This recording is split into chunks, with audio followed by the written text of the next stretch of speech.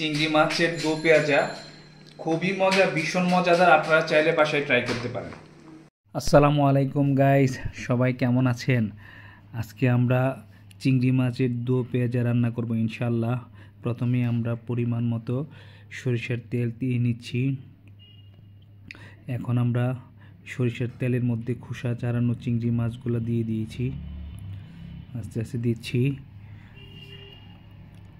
চিংড়ি মাছগুলা আমরা আগে থেকেই খোসা ছাড়িয়ে রেখেছিলাম। এখন আমরা এখানে হালকা আপনার হলুদের গুঁড়া, অল্প মরিচের গুঁড়া দিয়ে এটাকে ভালোভাবে কষিয়ে নিব। এতে মশলাটা ভিতরে মশলাটা যাবে, চিংড়ি মাছটা খেতে সুস্বাদু হবে। এখন আমরা চিংড়ি মাছগুলা উঠিয়ে নিব এবং চিংড়ি মাছের যে তেল আছে ওই তেলের মধ্যে আমরা ইয়াটা দিয়ে দিব। ওই তেলের মধ্যেই আমরা মশলাটা করব। আপনার প্রথমে আমাদের আগে থেকে আমাদের ব্রাউন করা পেঁয়াজ ছিল, ওই পেঁয়াজ দিয়ে দিলাম।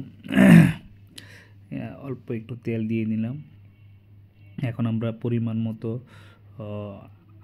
আদা, পরিমাণ মতো রসুন, পরিমাণ মতো মরিচের গুঁড়া, পরিমাণ মতো ধনিয়ার গুঁড়া, পরিমাণ মতো হলুদের গুঁড়া, পরিমাণ মতো জিরার গুঁড়া অ্যাড করে মশলাটাকে ভালোভাবে আস্তে আস্তে অল্প ঝাঁচে কষিয়ে নিব।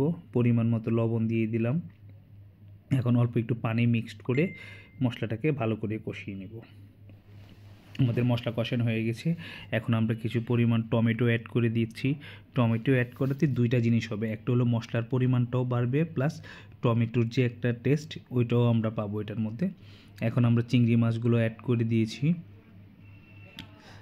সবগুলো চিংড়ি মাছ আমরা অ্যাড করে দিয়েছি। চিংড়ি মাছগুলো এখন মশলার মধ্যে দিয়ে আমরা ভালোভাবে মিক্সড করে কিছু সময় পাকাবো। এখন আমরা কাঁচামরিচ অ্যাড করে দিয়েছি। কাঁচামরিচটা দুইটা কাজ হবে, একটা হলো ঝালটা একটু বাড়াবে, 2 নম্বর হলো কাঁচামরিচের যে টেস্ট, যে সেন্ট ওইটা পাওয়া যাবে।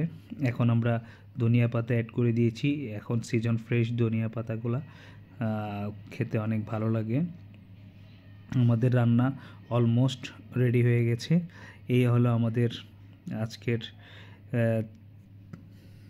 চিংড়ি মাছের দো পেঁয়াজা খুবই মজা, ভীষণ মজাদার। আপনারা চাইলে বাসায় ট্রাই করতে পারেন।